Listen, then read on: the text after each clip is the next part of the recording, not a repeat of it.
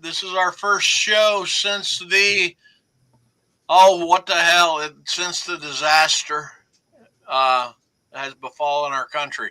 So, anyway, but looking on the brighter side, we have it's the second Sunday, so we've got it's third Sunday. Third Sunday. Wow. How the Sundays are flying by. Time The flies when you're having fun. It does, yeah. Oh, I can see we're gonna have to have her back, Cliff. Okay, Cliff.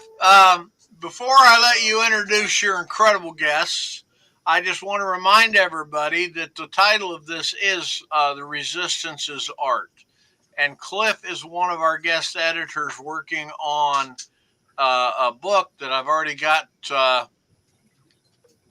Thank you, Andrew, for submitting to. That is Revenge and Retribution, a future history of the next 4 years. Now it's a loose. We are taking poems, essays, and I'll be blunt. You can imagine my surprise because I don't know Harry Turtledove except for I've been in books with him and met him a couple of times.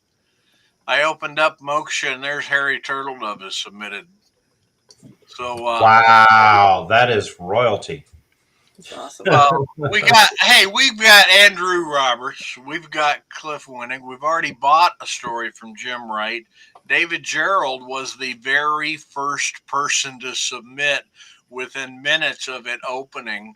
So this is going to be a great book. And I mention those names because you might know them, but I know my writers, and we have got almost every living writer out of Alternative Truths has already submitting. So this book is going to rock, and I just hopefully it's going to be pretty thick too, because I don't want to reject all these good people. Oh, dude, the second book we did, I rejected Mike Resnick. But I didn't make that mistake again. But he sent me better stuff the next time. Ouch! Ouch! Speak so about it's your show here, Bob. All right, hello. Welcome to B Cube Sunday Morning, third Sunday. Today's topic is art as art as resistance. Thank you. Art as resistance. I almost said art as retribution. That's the name of it. No. But that would maybe we'll get to talking about that as well because of the name of the anthology.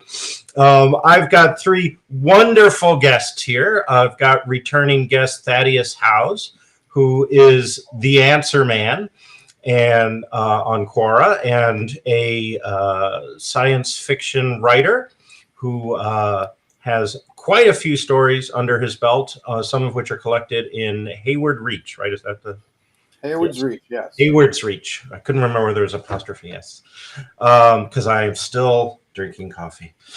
And you also have a story in a forthcoming New American Library book coming in 2025. Could you talk about that briefly? What was that? That's the collection is a collection of Afrofuturist writers of the diaspora, from what I'm to understand, and it's featuring quite a few well-known writers.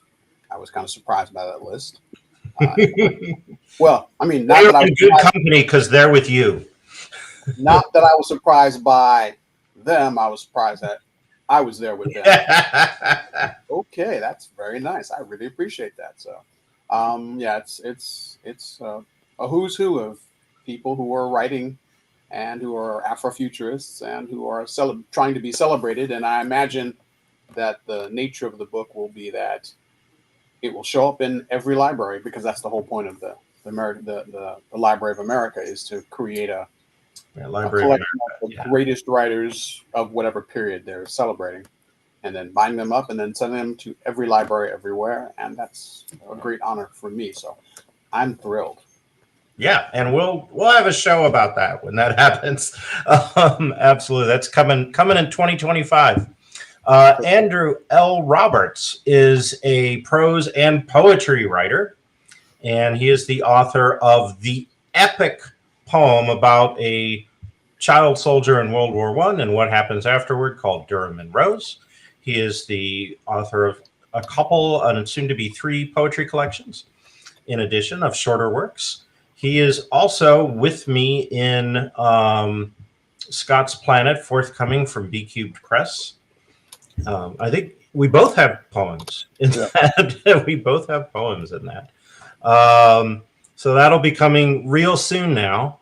And he has also been on the podcast numerous times, so folks will know him and his work. He writes poetry.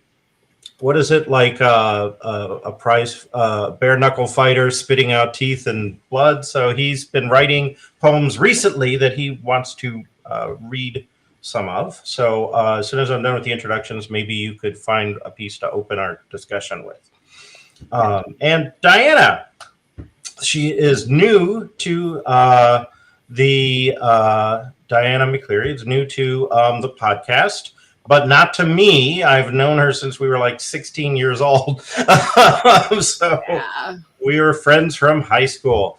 And since high school, she has done many things, including taught science to pagans, taught all sorts of things to all sorts of people as part of the education outreach of the what was called the Pink Palace Museum in Memphis, Tennessee. It has a new name now. I can't remember. Museum of Science and History, I think. Mosh.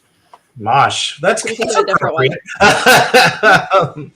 So yeah, and she is also a media critic discussing B movies on her YouTube channel, which you should all check out, and a long-running Rocky Horror cast person, often playing Magenta, even though her hair is not magenta right now. Yeah. All right, is there anything else that you want to add to your bios? I don't think so. Not really. I do more voiceover than Rocky Horror. Oh, that's days, right. You do voiceover.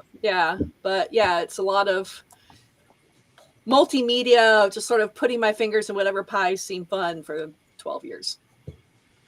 Yeah, she's. You should hire her to do your voiceover work for like nonfiction as well, right? Like nonfiction.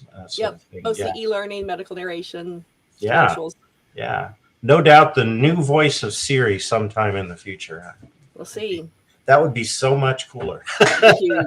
That would be huge. Yeah, Tom Baker was the voice. The Fourth Doctor was the voice of some telecom thing in England. Wow. That was pretty cool. Anyway, all right. So here we are. The subject is art as resistance, and possibly someday art as retribution. We're not sure about that. Welcome, everyone. Andy, can you start us off with a poem, please? Okay. So when Cliff invited me to be on this, I immediately wrote a quick poem and posted it on the B Cube Press page. Resistance may be futile, but resistance is all I have. 4 years of Donald Trump has created a deep resistance in my flesh. The very mention of him gives me hives. But art is my inoculation now, and crafted verse of searing words, the vaccination against his infection. Art is my resistance. Art is our resistance. Hear me now, you artists, authors, essayists, and poets. Art is our resistance. Our words, our paint, our songs will be our swords and shields, our bandages and our comfort. Do what you do and resist for those without the means to resist. Do not render yourselves futile. Wow. That is beautiful. Thank you so much. I'm picturing you standing in the Forum of Rome during the reign of Caligula. More like in a pub in Ireland. During the reign of Caligula. No. That's right. Going those Romans. All right, so we all have a very good idea of what's coming in the U.S. and the world politically for the next 4 years. The only question is, how will the immune system of the world respond to what is going to happen, and that is that's unknown. You know, my parents were of a generation that remembered World War II. They remembered Mussolini. They remembered Hitler and Stalin. All of these guys. My dad, who's still with us, still remembers this, you know. And the other day I was saying to him, I'm sorry that you have to deal with like the rise of fascism twice in your lifetime. That really sucks. Mm-hmm. Kind of brackets his whole life. So hopefully he will, you know, I mean, he's 91, but hopefully he'll live long enough to see the end of this. But in the meantime, you know, one of the functions, I mean, BQ Press does a lot of, I mean, they do a lot of satire, but they also do a lot of science fiction. And one of the great things about science fiction was you could be as subversive as hell, but it was science fiction. So it would get into bookstores and get into libraries, like the forthcoming Afrofuturist book that will get into libraries, and be a place where, you know, the worst aspects of society can be critiqued and undermined and discussed openly, but through a kind of artistic, metaphorical. Filter. Yeah. So anyone want to talk about, you know, some of their favorite work of resistance? Right now I'm doing a thing. I'll just give one example. Octavia E. Butler, who I was lucky enough to study with at Clarion for my first week. You know, she sets the parable of the sower in the years 2024 to 2027.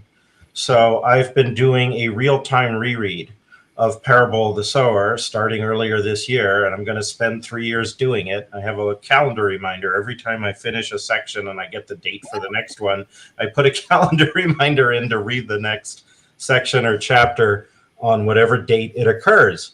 And she had an election day after the election entry in. And maybe I can just read a little bit of that if I can. I know I've got a physical copy in the other room, but I also have it on my phone. If I can get to it fast enough. I don't think I'm getting to it fast enough. Okay, so I will get back to Octavia in a little bit, but oh, here it is. Okay, now if my phone will actually launch the book, because I have so many books on my phone that it takes the little app a little time to actually notice that I tap on something. It's sad. It's pathetic. I keep waiting for a better, faster computer, but I think I'm going to need a quantum computer phone to keep up with the number of books I have on it.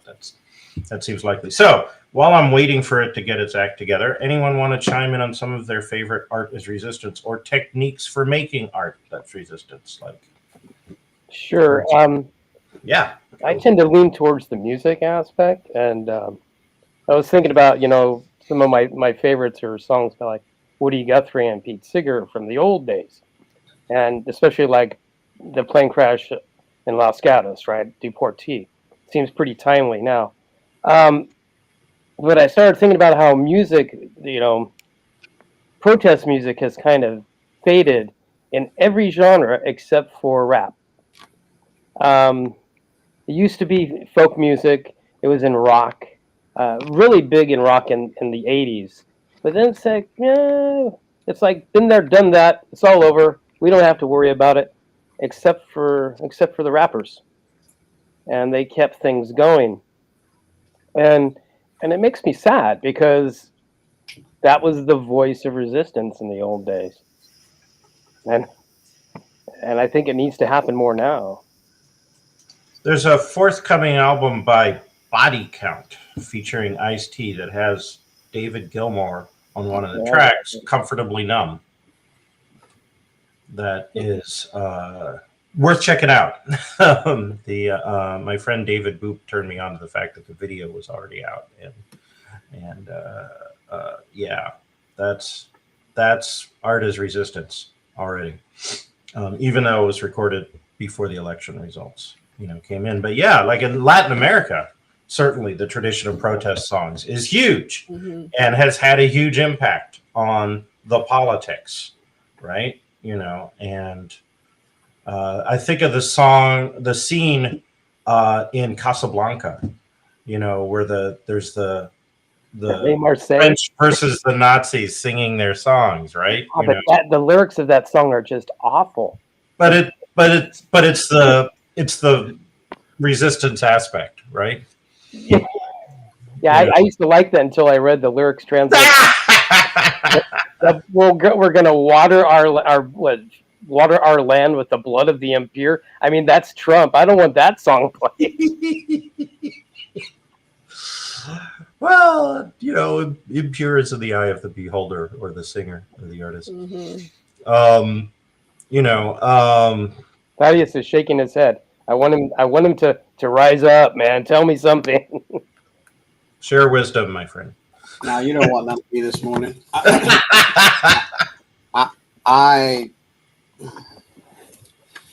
So let me start off with rap. Rap was always protest music. It might have started off being fun, but it was still protesting just the idea that we couldn't make music. So they didn't make music, they spoke it. It became a spoken form of disagreement and perspective and humor and lifestyle changes, and it became broken somewhere in there. Right after I stopped listening to it, it became terrible, and I stopped listening to it because it became about exploitation and cultural degradation, and I just didn't want any part of it anymore. So I moved away from it. I know it still exists. I know good rap exists. All my friends will probably bombard me later today with, "Oh my God, have you not seen this rap piece, or you have not seen that?" I'm like, I'm not saying all rap music sucks. Just like I'm not saying all folk music sucks or whatever. I'm saying that there was a time when I wasn't thrilled with it, and I stopped listening to it because it wasn't doing what I wanted it to do, which was to elevate my people and elevate our conversation. Instead, it did just the opposite. So for a long time, I just couldn't be bothered. So I didn't. And I recognize it has value. So I'm one of the last holdouts to eventually come back to rap as a revolutionary perspective, even though it does a lot of things it didn't used to do. There's still people out there making what's called conscious rap. I can appreciate that. As far as anything else, I'm a big believer that resist everything. Resist everything. I mean, the idea that as we move through the world, that the only thing we're supposed to do is just take it. Whatever's happening, just take it. It's the government. They say it's good. Take it. Resist everything. Trust no one. Trust but verify. I'm all those things. I trust no one. I trust but verify. Even the people I know. It just feels like we live in a world where people are quite comfortable lying to you. They're quite comfortable. Donald Trump lied 30,000 times and got to the point where no one expected him to tell the truth. But ultimately, that hurts us. If you cannot look at your government and say, I trust them to be doing the right thing, and then they lie to you 30,000 times over a 4-year period, which means an average of 39 lies a day. Really? And those are just the publicly recorded. These are publicly recorded lies. I don't know what he does in his private life. He probably just has a lie-a-thon. I mean, I don't know. I just know that in his public life, he never spoke the truth. It was always banded with lies, and he didn't even care. He didn't care, and this is why I'm trying to figure out why and how did he end up here. So resistance is necessary. We're going to skip over whether it's futile or not. It's necessary because they don't care about you. I'm trying to be good. I'm channeling my inner peaceful me, but they don't give a damn about you. Nothing. Anybody that says vaccination should be dispensed with, we should just get rid of the greatest scientific advancement in the history of humanity.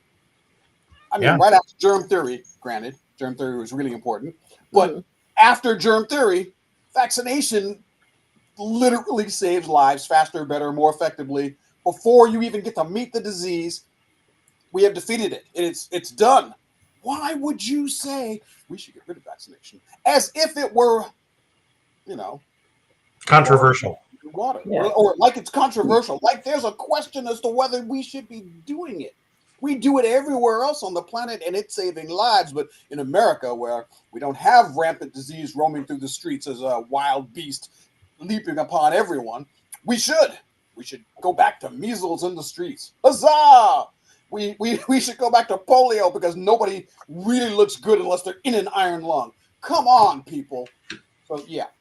Yeah, right. Yeah. I'm a bad person because I believe in resistance is necessary when you tell me that science doesn't matter. I'm a science guy. I love science.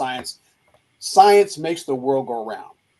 People laugh at me when I say this, but you cannot pray your way to the Hadron Super Collider. You just can't do it. Science is necessary. And if you got a culture that says, suddenly we're going to get rid of science, even though everything that we have and everything that we built, everything that we use, everything we enjoy, the supercomputers in our pockets, all made by science, suddenly we're just going to go back to praying about things because that makes sense. I'm sorry. That's okay. Go now. You guys have a good time. You know my feelings on this whole thing. You go. That was great. I think there's a reason for that. And I don't want to get too much off the topic of artist resistance. I will bring it back around.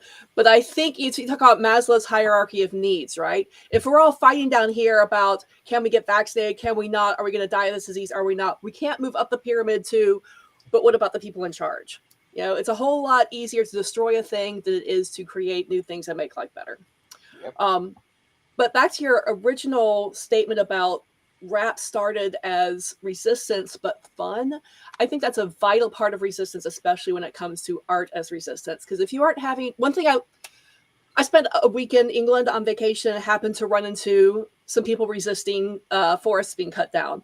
And they had the best time doing it. There were people who had been living in the woods for years, dressed as a cow suit, up a tree for 3 months because they were having fun. And if it's fun, you don't burn out as fast. And I think that's one thing that I didn't see when I came back to America was our resistance is very serious and it's very a lot of gravitas, and you have to work hard, and you can't have fun doing it because it's not real. I think fun and art is vital to an ongoing resistance. Yeah, like too many people are like Mo and Dykes to Watch Out For. If you remember that character, she's everyone's very serious, always very serious. Good person, all the right causes, but so serious, never happy. I'm speaking of early rap. I just remember the first time I heard The Message by Grandmaster Flash and the Furious Five, and it knocked my socks off. And then the coup de grace at the end where they all get arrested. And that was resistance as fun, We're Grandmaster Flash and the Furious Five. What's that, a gag? No! Get in the car. What a wonderful piece, right? Because it's grim, and then at the end it's even more grim and dystopian, yet hilarious. And that was made for quite the listening experience.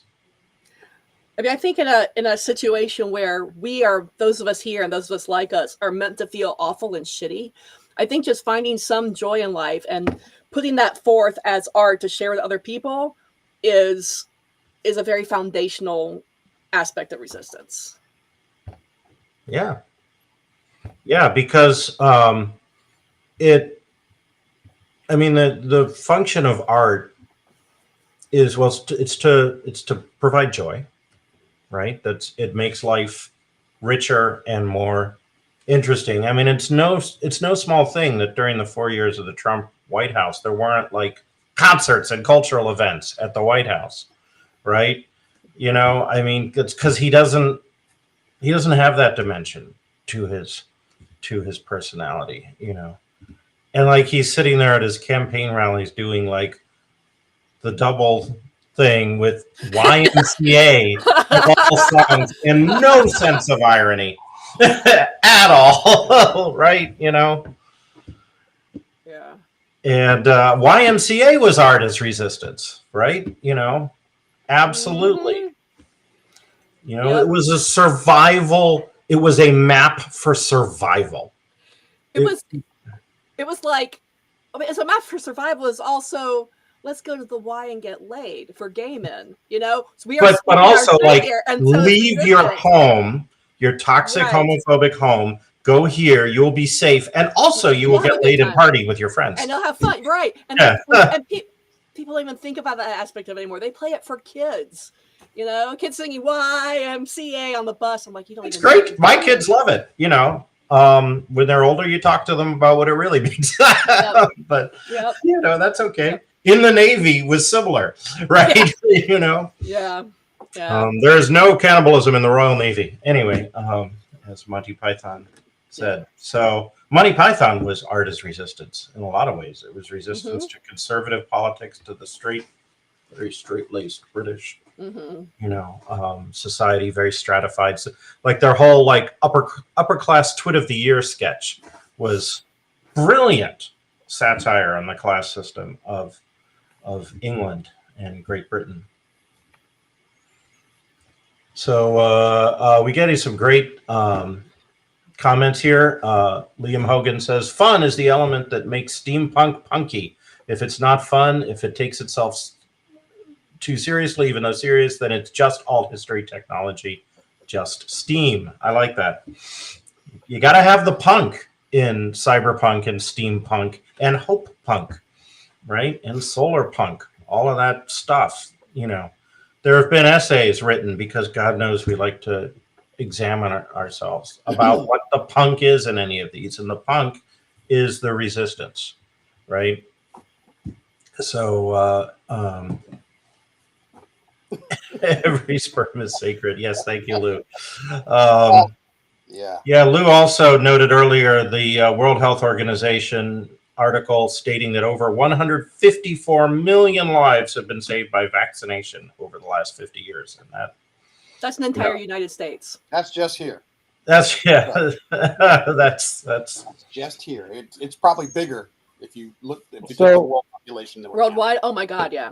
Maybe we should encourage all the anti-vaxxer men to go to a mumps party and get the mumps.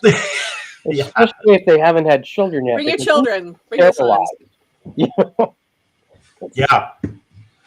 Yeah, well, you know, I mean, I had chicken pox, and I was so happy that my kids don't have to worry about that. I'm old enough to remember having the measles as a kid, having chicken pox as a kid. Wow. I got the measles vaccination. My dad had the measles and the mumps and the whoopee cough and all of that stuff.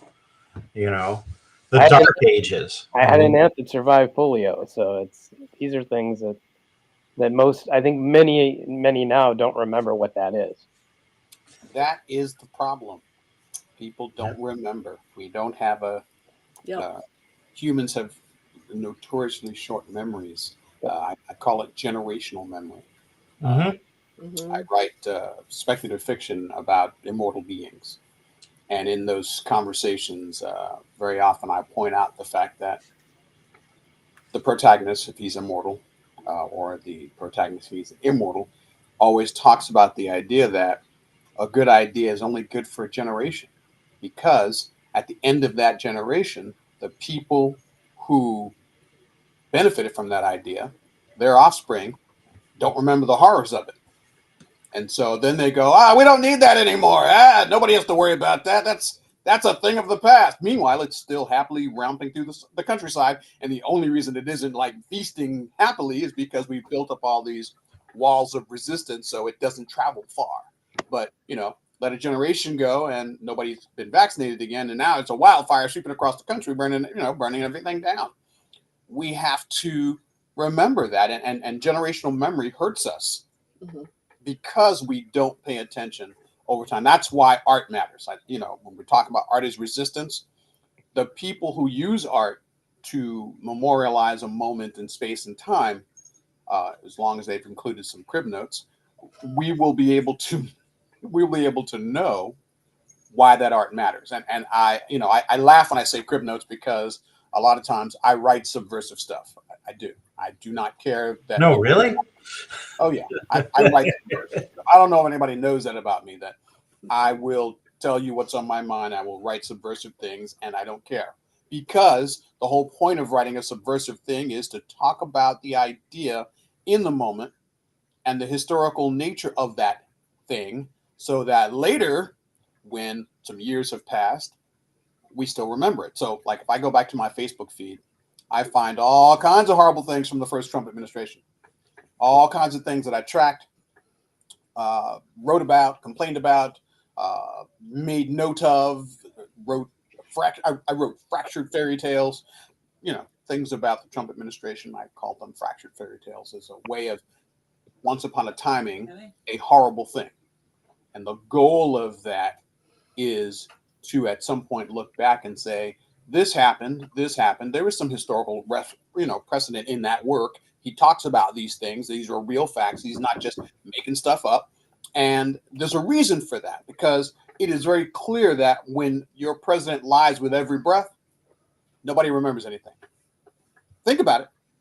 If you're lying all the time, the first thing people stop doing is what? Stop listening to you. There's no point. You lie all the time. But the problem is the media, who needs to fill their airtime, will take what he says, wash it off, washing it, making it nice and pretty, and then put it up there. He meant this. No, stop doing that. He did not mean that. He just lied. He lied. Stop dressing him up. He is a losing, lying, felonious monster. Stop making him anything. Stop making. And when he tells the truth, which he does sometimes, they say that he's joking, right? Like there was a recent speech where he was like, "Oh, we should change it so that I can run for president again in 2028." And their headline was, "He jokes about a third term." No, he's not joking. He's not joking. When someone tells you who they are, believe them. He's prepping your mind to get used to the idea. So when he says, "Well, my term is over and I've decided I'm staying," ha ha ha ha ha ha! I was just joking. And then, the election happens, but it doesn't happen. He wins on a landslide, like, I don't know, Vladimir Putin. Yes. Yeah. And meanwhile, we're left to be Winston Smith with the curse of a faulty memory of remembering things that never happened. Right. See, that's the whole point of it. That's the whole point, to just wear you out, Millions of people didn't vote because they were just tired. They were just sick and tired. Donald Trump's secret superpower is he generates apathy. He makes you just not care. And as a result, he is destroying America, because he's going to make all these people think, well, you don't need vaccinations, and you don't need food safety, and you don't need FEMA, and you don't need climate change studies. And next thing you know, we'll have a nice confluence of events. We'll have a series of super tornadoes or hurricanes that will be followed by a rampant disease and diphtheria because nobody's vaccinated. Then we'll follow that up with a lack of education, because nobody knows what disease theory is anymore because we got rid of the Department of Education. So water now system we have messed a up. stupid, burning, starving country in the third world that has no technology, that has no migrants to do labor, to do anything. So there's no food. It's like, what is wrong with you people? Do you not see the writing on the wall? Why do we have to help you with that? But dude, 8 people will be billionaires, so there's that good. Well, trillionaires. Don't forget. I mean, that's what trillionaires. They got Musk their is sights going set higher. for. Yeah, that's right. There'll be at least one trillionaire out of this whole nightmare. What the? Because 250 billion is not enough. You have to get to that magic trillion. It's like the moonshot. Be the first man on the moon. Be the first man to have, $1 trillion. Got to get your name up on that video game board. Yeah, and then right, like without tilting, right? Then there's resistance that isn't art, but is just survival. And I think about the Ukrainian soldiers right now who are resisting Putin and the North Koreans and the Russians both invading, and who are they being represented by in America in the next few months? It's going to be Elon Musk and Donald Trump, who have nothing in common with those who are on the lines in Ukraine. Actively opposed. And no sympathy. Actively opposed. Just call it what it is. They're actively opposed to it. Yeah. He turned off Starlink so that the Ukrainians couldn't use it. It's like, that tells me whose side you're on. You're working for the Russians. And my question is, why? Russia is broke. I want you to understand that. Russia is broke. They need this war. They need this war. They need to win Ukraine because that's where the food is. Never doubt that they came there for anything other than to get Europe's great food back. That's what it's about. Never doubt it for a moment. Yeah, I mean, Russia's teetering and falling, and now America's going to be propping up Russia for at least 4 years and maybe a third term because he wasn't joking. Yeah. There was a piece. I don't know if anybody's ever seen it. Charlie Chaplin. Anybody know Charlie Chaplin? Oh, yeah. Well, of course. Yeah, the great dictator. Corey and Dusty, yes, the great dictator. Now, weirdly enough, I never saw this as a child. Neither did I. I saw silent movies. TVs, but my TV watched westerns because that's all my dad ever watched. He loved westerns. That's all we ever saw. And when he'd fall asleep, I might sneak in there and try and watch Star Trek, but if he caught it, he'd turn it away. So western, that's what we did. Wow. I found this thing about a decade ago, and it's the speech at the end of the Great Dictator. Yeah. Mm-hmm. And it was the most outstanding thing I think I've ever seen in a video where a guy's just giving a monologue. And it's a beautiful monologue. And it's a meaningful monologue. It is so counterculture. It is so anti-Hitler. It is so anti-war. It is everything good about the world. So my question became when I found it, like I said, about 10 or 12 years ago, why didn't I know about this before now? I'm relatively well educated. It seemed like to me, I would have known this. So I've come to the conclusion that art as if you're creating art as rebellion, you could create that art and it can be brilliant, but it might not get propagated. It might be hidden.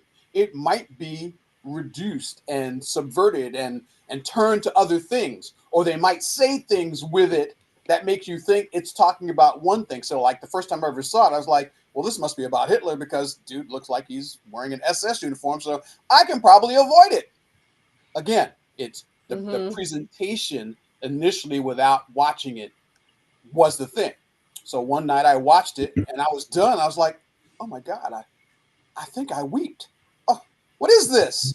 What are these man tears? It was magnificent. And I honestly think that as a culture, we shouldn't even have to think about art as resistance. Other cultures, art is life. Mm-hmm.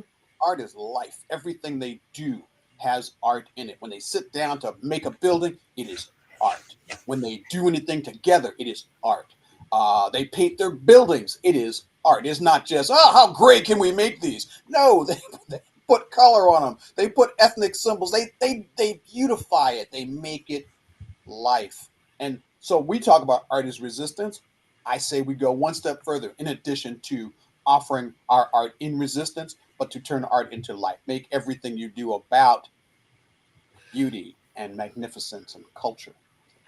I think they're inextricably entwined if you're going to have effective resistant art, because what are we resisting, right? We're resisting a dehumanizing force. Art never has to resist, oh, let's be ourselves even more than we can. Let's have even more rich, authentic lives. We're always resisting we have to all be exactly cookie cutter the same people.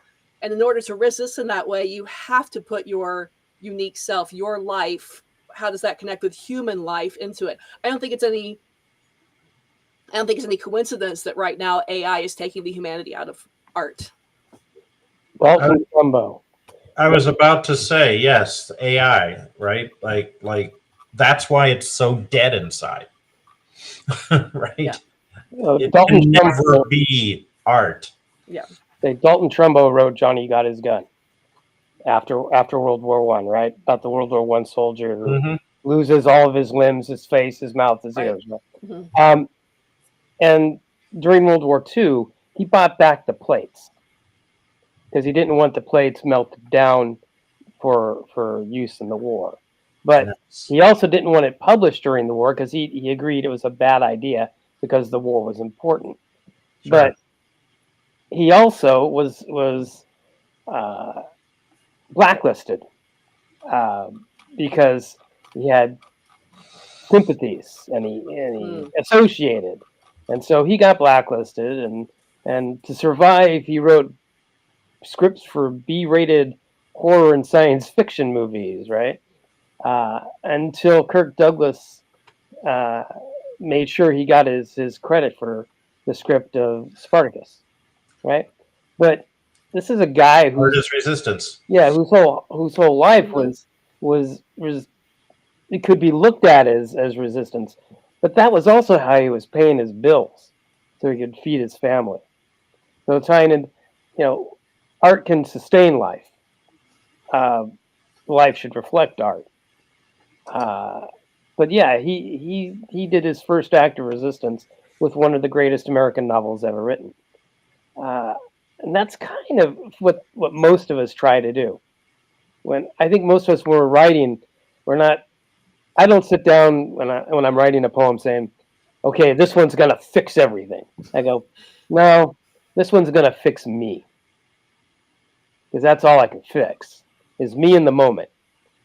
And I think that's another part of art is life and art is resistance.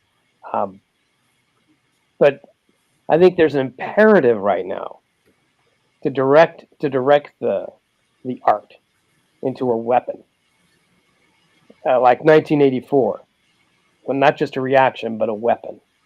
So I think there would be a lot more great art being written if it wasn't that all the artists and writers were sitting on X and Blue Sky tweeting instead of writing. So what I try to do, like on Facebook, is Cliff can tell you, every day he's seen terrible poems by me because I'm just getting them out. and art is survival. So I don't know where it goes from there. I just had to get that out. Because like sometimes I just say stupid stuff. So I'm going to read a paragraph of 1984 that relates to what you said. The tune had been haunting London for weeks past. It was one of countless similar songs published for the benefit of the proles by a subsection of the music department.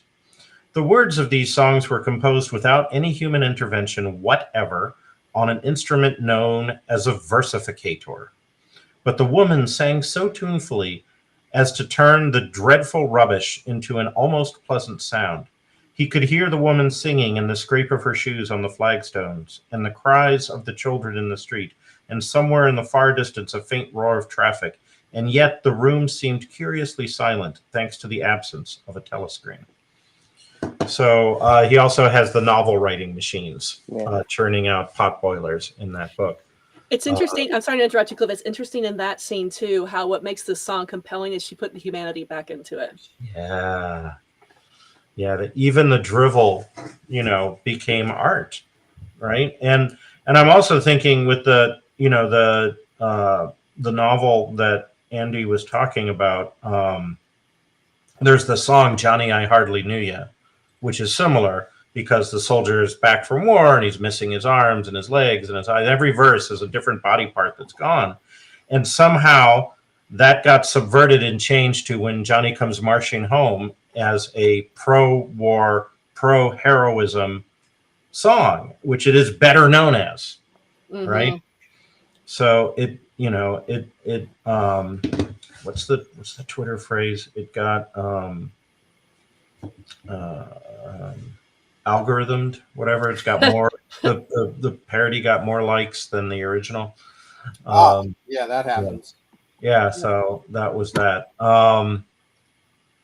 And so that is a continuous problem. Art as resistance is a process. The resistance never ends, right? The art can be subverted, right? Like YMCA was subverted by the Trump campaign to be let's just party and have a good time because we're going to make America great again. And isn't that great? Let's party, And on some level, it doesn't matter what Trump says or does because he can stand there for 45 minutes listening to Ave Maria and still win, right? Like how does that? And the rest of us who were like, how did that happen? Well, it happened because of, the rage and the people who are just like they just want to be channeled.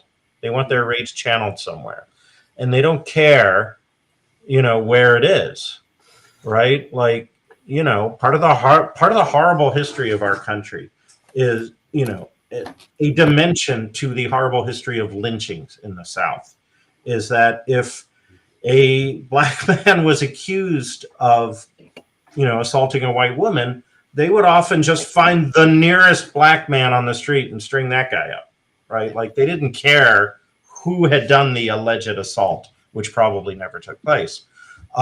They just wanted to, assert their dominance and their rage. And that's what we're seeing. I think right now, too, it's exacerbated by our education system has been undermined since we were in high school. And so you can't teach people critical thinking skills to get beyond that rage or evaluate what are they actually angry about. Yeah, I mean, I feel very lucky to have my kids going to California public schools because, like, among other things, earlier this week on I think it was Thursday, it was Ruby Bridges Day, and they had a whole thing where they show them a video about Ruby Bridges and about the racism that she had to encounter firsthand walking to and from school and all of that. And they have a thing called walk and roll where they get kids to walk or ride scooters or bikes to school to try and, spare the air kind of thing. Mm-hmm. And they combined it. So they had a fun thing, right? The kids get to roll and walk and they get to go as a group from the nearby park to school and party. And they had a big sign in front of the school. It's like Ruby Bridges Day. And, had, mm-hmm. Multi-ethnic kid cutouts as part of the sign, right? Which you would normally have in any kind of sign in a public school, but here it was particularly poignant, right? Because it's like, this is about integration, and I don't know, we grew up in Memphis, but my early childhood was not always in Memphis. And the first time I went to Memphis, moved to Memphis, I was in first grade. And I remember going to the Memphis, the fairgrounds where Liberty Line used to be. And everywhere I went, there were 2 sets of men's room right next to each other and 2 sets of women's rooms right next to each other and 2 water fountains right next to each other. And, they were just like, I was like, why the duplication? Right. Because I was 6 or 7 years old and I didn't understand that, but it was not that long before that it wasn't duplicate at all. Yeah. So somebody asked a question here. Yes. Lou says, is this the part of the talk where we say out loud what we're seeing today is normalized white supremacy and the impact that all of us are going to see when white folks without guardrails finally impart their dream America on the rest of us? Yep. And I would say yes, Lou. America first was a phrase adopted by the KKK in the 1920s. And here we are a century later, and our upcoming president has been a fan of the Proud Boys, also known as Nazis, and using America First as a slogan. He's doing all of this in plain sight. Yes. And that is a problem, and I write about it all the time, and it hasn't changed a thing. Yeah. I'm just saying. Yeah. You can write about it all the time, you can talk about it all the time, but if you're fighting against the culture, this is a systemic problem. This isn't an individualized. He isn't doing it by himself and then having us look at him and go, wow, we should be ashamed to see him. No, right. He's doing this and a bunch of other people going, I've always wanted to say that. Now I can. The president said it. Let's do that. And so now he's got a whole bunch of people saying ignorant things about everybody, and they're buying into it. They're selling it. And the worst part of it is, again, our media has sanewashed it. Mm-hmm. They have made it seem as if he's a reasonable person creating a reasonable perspective. They're trying to sell the idea that minorities signed on with Donald Trump, and those minorities were really important. And if you look at the actual numbers, you'd find that I could gather up every minority vote that ever happened in America, put them all in a pile, and then grab only the white votes of white men and white women, put them side by side, and the minority votes don't matter. White people were going to make this what it was, the way it was, but we're selling it as if, well, minorities have bought into Donald Trump. They're really seeing him as a viable, get the Let me be nice because I know Yeah. we got a cute thing here. But that right there is the problem. We are fighting against a systemic tide of lies, and it's almost impossible. You know, even someone like me, who I pretty much, you never have to wonder where I stand on any topic. Don't hold back, Thaddeus. Tell us how you really feel. Come to my feed, you're going to probably find that I do not hold pretty much anything our government says in any significant regard, unless it's really done something to benefit people. When the Republicans say, we're going to get you health care, but they spend 60 votes trying to get rid of the health care you got and never present a plan to give you health care, then you know your health care program, right? You know what it is. It's the Grim Reaper down the hall. That's go see the doctor in the last room, Grim Reaper. That's your doctor. He's going to be the person to take care of you. Nobody cares about you. Our government is basically cheering white supremacy. We're going to get rid of generals and admirals who've been doing their job admirably, pardon the pun, for decades, and we're going to replace them with ideologues, chosen lunatic sycophants who believe that their army is too progressive. I'm like, what army did you serve in? Because I served in it. I didn't find it all that progressive, but I could be wrong. But if today's media is any indication, our military is less progressive than ever, more terrifying than ever. And the fact that they're actually mentioning things like, let's bring the army and make it attack American citizens. What? Excuse me? What are you talking about? Why is everybody so calm? I'm not calm about it. You should not be calm about it. It's not supposed to happen. It's literally part of the Constitution. It's not supposed to happen. So why are we even entertaining it? Why are we saying we're going to go and grab 20 million people and put them in camps until we can ship them out of the country? Are you serious? Do you know what 20 million people look like? We have a prison system that's 2 million people, and it's struggling to hold itself together. We got the largest prison system in the world. That is not an accomplishment, just so you know. Right. Prison system in the world, 2 million people in it, and we can barely keep it together. Do you understand what 20 million people look like? That's going to be camps, not just camps, big camps. Not just big camps, monstrous camps that they'll have to build in the middle of somewhere and say, this is okay, America. America, you have accepted this because I, your neo-Führer, has said so. And it's not just monstrous camps, they're extremely profitable camps for the people. I was about to say, they're privately owned monstrous camps, yes, which will make their money per inmate. So if you start deporting inmates, you have to have an intake. And like all capitalism, you have to have growth. Yep. So let that sink in. And on that cheery note, Andy, do you have another poem for us? You know, if Bob doesn't mind, I'm going to read the longer of the two submissions I made to the anthology. Ad regum victorum. From my windowless cell, I would like to send you a photograph, or maybe two, a pair of before and after pictures, not as a threat, but as a history lesson and a caution, a reminder of the fate of the man whose face you seem to imitate and assume when playing the strong man's role at your rallies and for the cameras, and as I imagine you must also do when preparing in the bright lights before your vanity's mirror.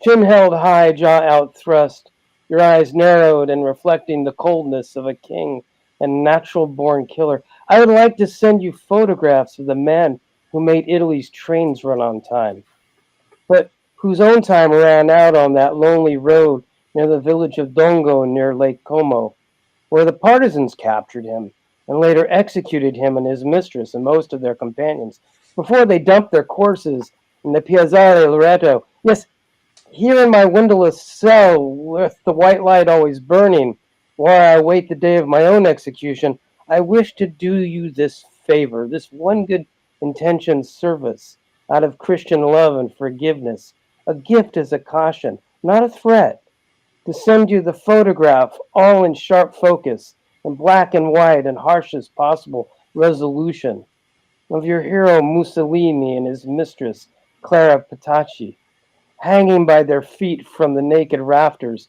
of a filling station, and the crowd of onlookers throwing stones and spitting upon their corpses. But do not think of me as your prisoner or your enemy, think of me as this: your good servant, the Roman general slave without chains, riding in the chariot of triumph, standing behind you, holding the golden crown above your head, quietly speaking into your ear the words memento mori, offering the caution and reminder, omnis gloria brevis est. All glory is fleeting. Fascists and their kingdoms fall, with a dreadful ending after all, especially for the dictator who finds himself hanging by his feet, cold and dead and small. After triumph, not everything is pretty. Yeah, nicely done, sir. That's actually a really good place. We're 5 minutes from the hour, so Give me 1 minute, Cliff. absolutely you could have one of those 5 minutes. Take two. In July 25th, 2019, Donald Trump gave a speech. And in that speech, he talked about all the great things that he was going to do for everybody. And in the background of that speech, there was a video. There was a presentation running. And an artist who worked on the presentation decided that he didn't like Donald Trump all that much. So what he did instead was he replaced the eagle that normally has eagle and one head and arrows and all this stuff, and he replaced it with Russian iconography. So golf clubs replaced the arrows of war, and replacing e pluribus unum out of one many, his mantra had been edited to read 45 es un tira. 45 is a puppet. Children, if you plan to topple a tyrant, if you plan to dethrone a monster whose every effort undermines your future, you must gain control over the images. You must gain an understanding of art, its power to inform, to subvert, to inspire, and to destabilize those men who forget their powers on loan from the people who elect them, not something from on high, giving them the right to harm those that might displease him. This is why media companies ban cartoonists. This is why humanities and art programs go unfunded. This is why STEM is promoted as the law of the land, because art in its way is more powerful, more visceral, and it's able to speak in ways most eloquent speakers may miss.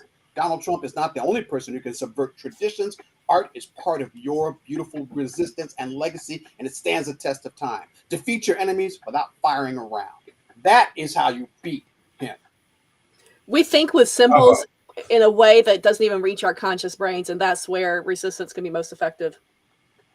Yeah. I'm going to add, the only thing I'm going to add is Octavia E. Butler. I'm going to read a short excerpt for discussion purposes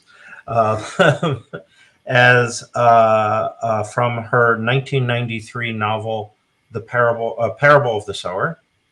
So as I read it, keep in mind, she wrote it 31 years, well, it's published 31 years. She probably wrote it 32 years or 33 years before this diary entry of her narrator. Wednesday, November 6th, 2024. President William Turner Smith lost yesterday's election.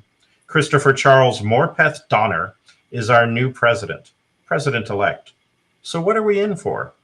Donner has already said that as soon as possible after his inauguration next year, he'll begin to dismantle the, quote, wasteful, pointless, unnecessary, unquote, Moon and Mars programs. Near space programs dealing with communications and experimentation will be privatized, sold off. Also, Donner has a plan for putting people back to work. He hopes to get laws changed, suspend overly restrictive minimum wage, environmental and worker protection laws for those employees willing to take on homeless employees and provide them, for those employers willing to take on homeless employees and provide them with training and adequate room and board. What's adequate, I wonder? A house or apartment? A room? A bed in a shared room? A barracks bed? Space on a floor? Space on the ground? And what about people with big families? Won't they be seen as bad investments? Won't it make much more sense for companies to hire single people, childless couples, or, at most, people with only 1 or 2 kids? I wonder. And what about those suspended laws? Will it be legal to poison, mutilate, or infect people, as long as you provide them with food, water, and space to die? Dad decided not to vote for Donner after all. He didn't vote for anyone. He said politicians turned his stomach.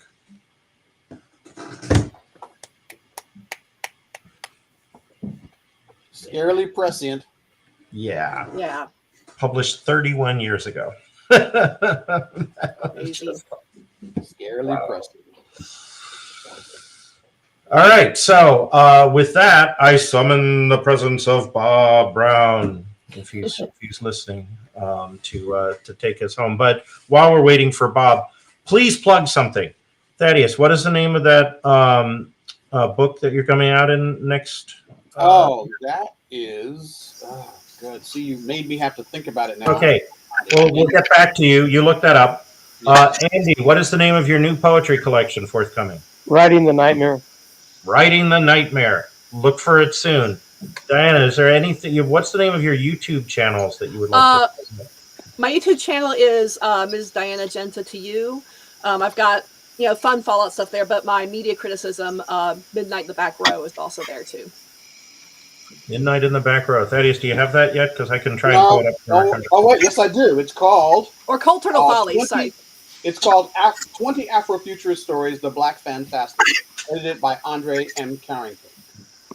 Nice. It'll be out in February, he says.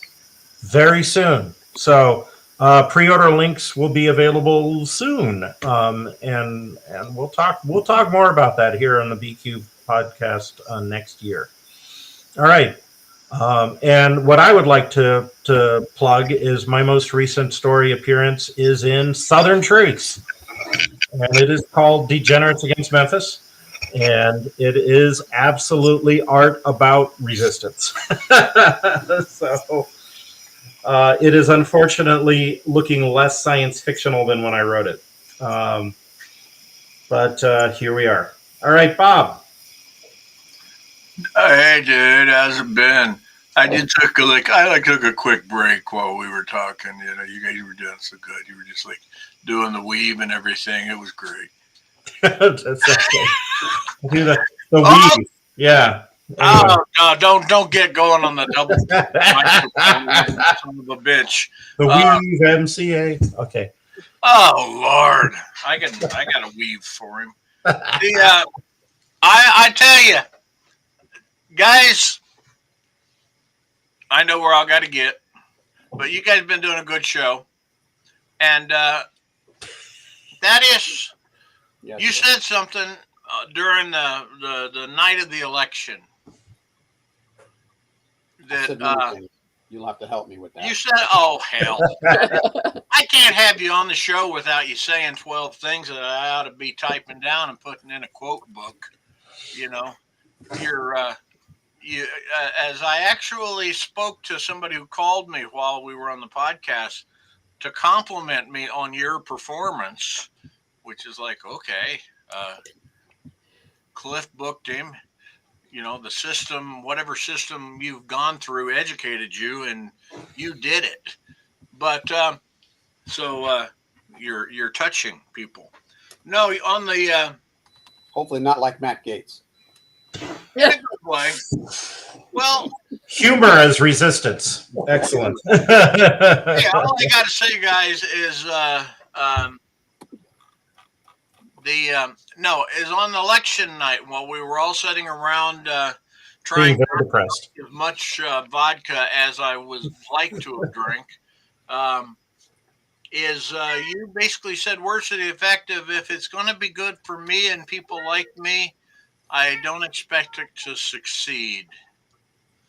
Now, I don't remember the exact phrasing you used.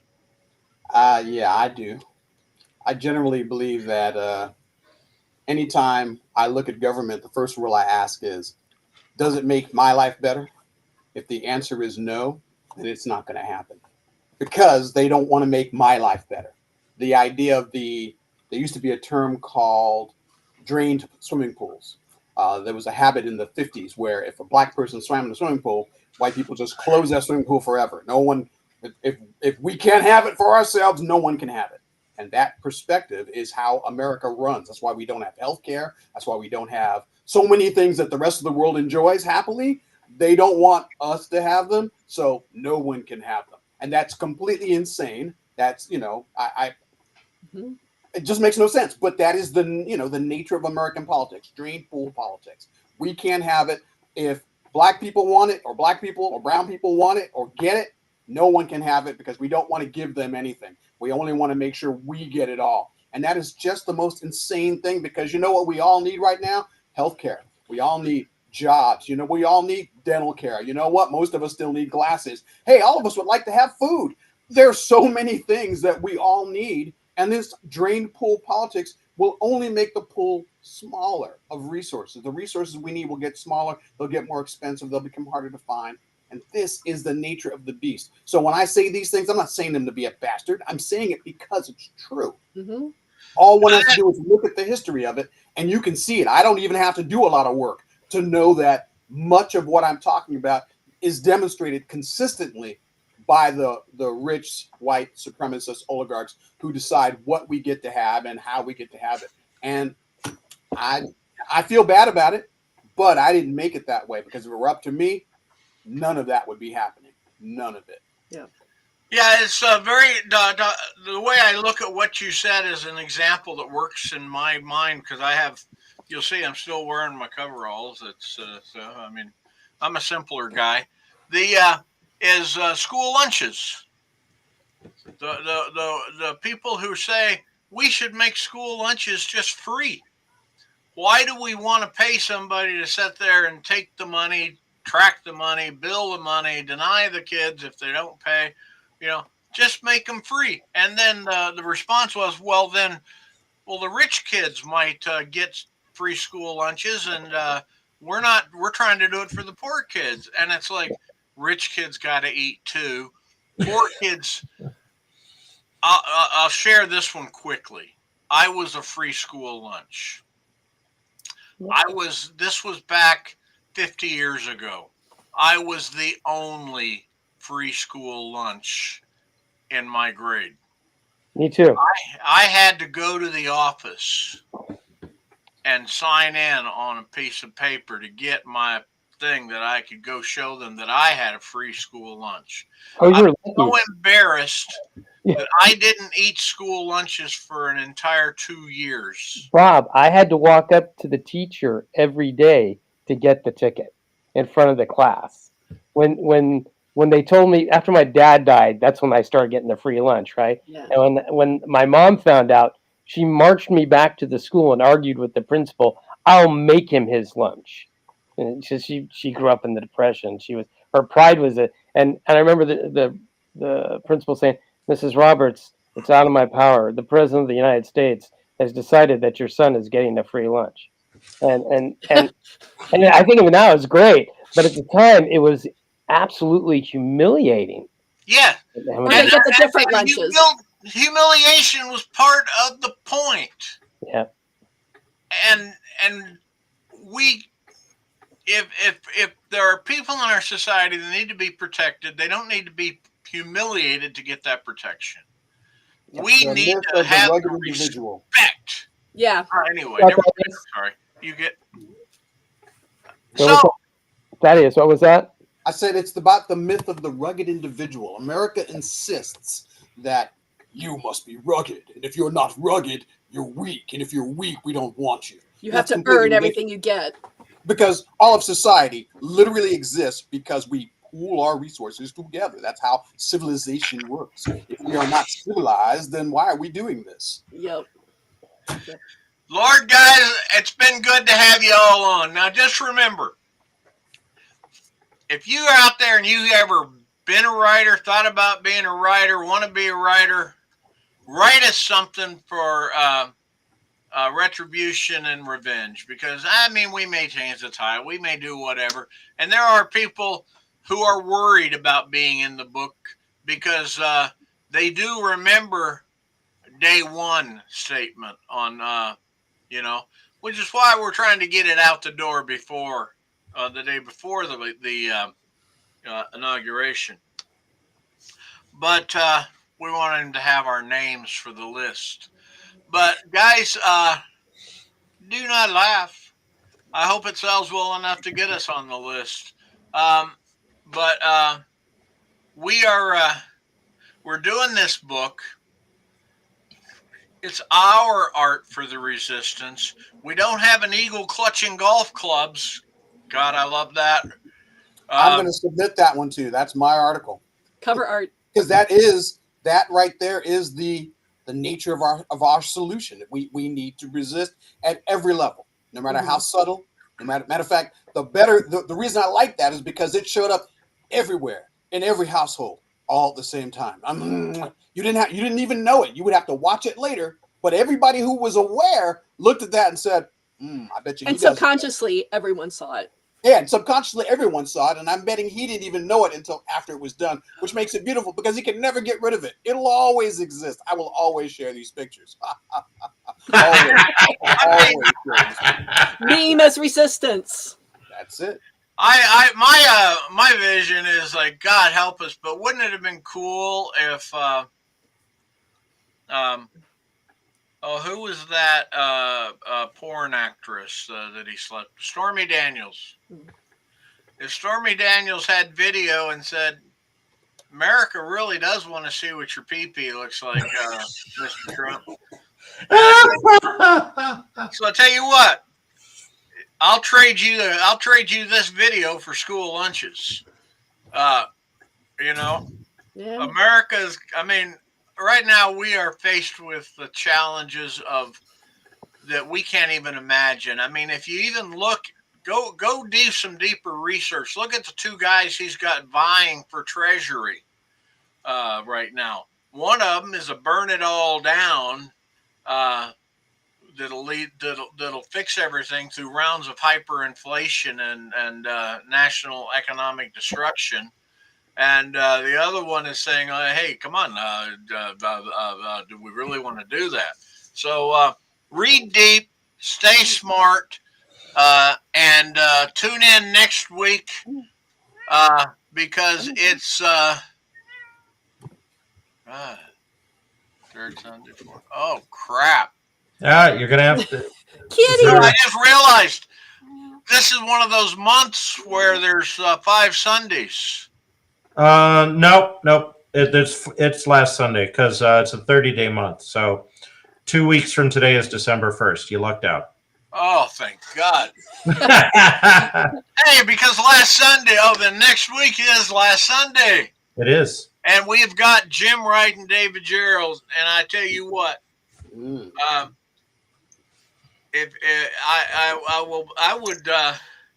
I'd love to just be able to put Jim Wright, David Gerald, and Thaddeus all in a room and videotape it and let the wisdom roll. But those guys that is coming up next week, and so y'all be there. And at this point, I'm going to say, wave goodbye, folks. Good night, Gracie. Good night, Gracie. Thank you so much, Thaddeus and Andrew and Cliff and Bob. It's been fantastic. Oh, I want you coming back. Just a second here. It's not ending.